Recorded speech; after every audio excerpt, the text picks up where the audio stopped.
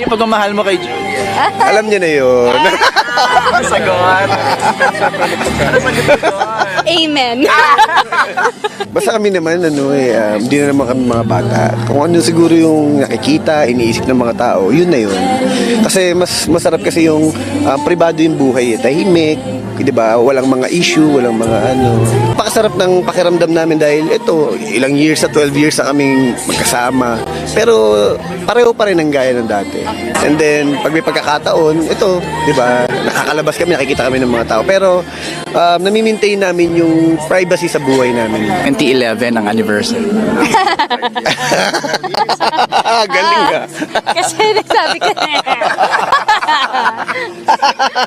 Okay ba? Ang galing mo, ha? Yung pagmamahal mo kay Julia. Alam niya na yun. Sagot. Amen.